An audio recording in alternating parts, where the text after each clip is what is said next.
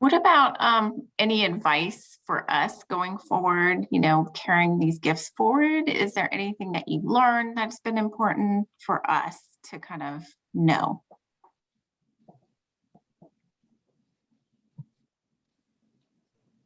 Like in terms of like the practice of doing the interviews?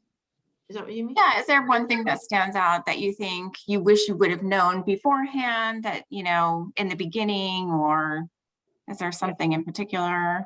I can share something, and it was through horrible mistakes. To me, doing a gift interview with somebody, it's almost like a sacred thing. And it deserves the presence and the respect and the focus that you're asking someone to, you know, to be vulnerable and to reflect and to think about the deepest parts of themselves. And in the beginning, I don't think I understood the importance of that. And I made some terrible mistakes when I did my early interviews where like I got distracted, broke up the interview, took a phone call, that kind of stuff.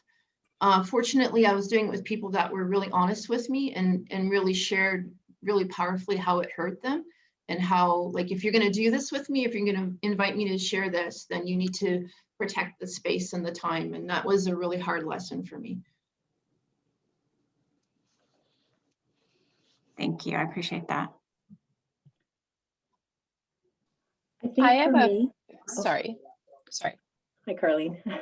I was going to say for myself, I think I learned just to sort of be grounded in my own faith that this work matters and this work will make a difference. And it doesn't have to make a difference right now in this interview.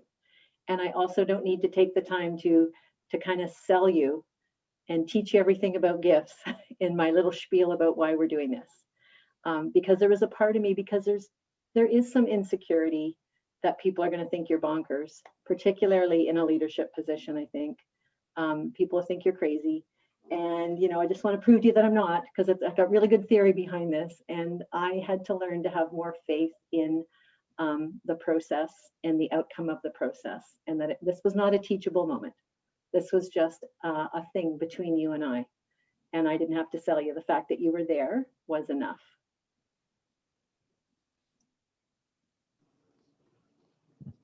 Yeah, I would agree with Debbie. I too got very caught up in, I got to sell you on this.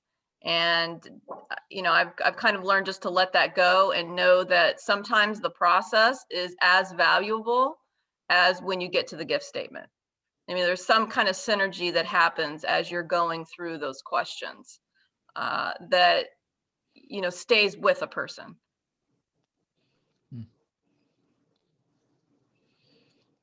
Thank you, guys. I think if there was one thing that I see people struggling with, and Bruce has talked a lot about this in the facilitation training, and I'm sure you guys are all aware of this, is that some people want to really wordsmith their gift statement, whether it's a team signature gift or a personal gift. And it really loses all the rawness and the beauty of that. And if there was one way I could sort of set that expectation right at the beginning in a way that didn't sort of, you know, be the boss of the outcome, I would, that would help me. Because at the point when people are creating that gift statement, when you sort of see it becoming, you know, you're trying to pick the absolute perfect word, you're trying to inject something different into it because of some other need that you've got. If there was some way I could get at that, I do feel that sometimes I let that get away on me.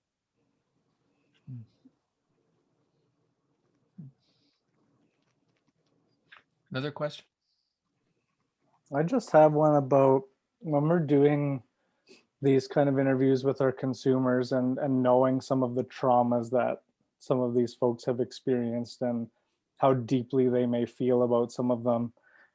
And the way that the questions are geared may very well be difficult. How do you think we should approach those kind of interviews when we know that there's trauma there and we know that it's going to bring up some stuff, but it's part of the process? If I could just share, Barb, who's one of our coworkers, has done quite a few core gift interviews with some of our transition age Gs, so young adults who have a boatload of trauma. And it seems like it's, I mean, I'm talking huge amounts of trauma, intergenerational trauma, all of that. And I don't think there's been, like, to my knowledge, there hasn't been any issues with it. Like, I actually would kind of wager that there's healing in the process.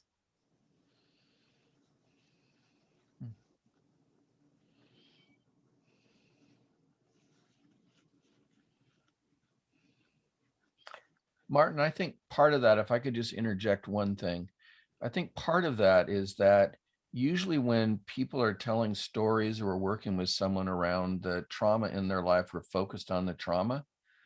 But this whole process is pointed at the beauty in a person, not at their trauma. And so I think that's what allows people not to get further traumatized by this process, is it's really discovering beauty. And there's awareness in the background that beauty is possible because it came out of a hard story, but the focus isn't on that story. And so I've never experienced anybody like collapsing or needing to go to therapy, or I haven't experienced any further traumatization that I've ever known in 25 years as a result of doing this story. So I've decided that's how come. It's focused on beauty. Yeah. And I love the sensitivity to that, Martin. You know?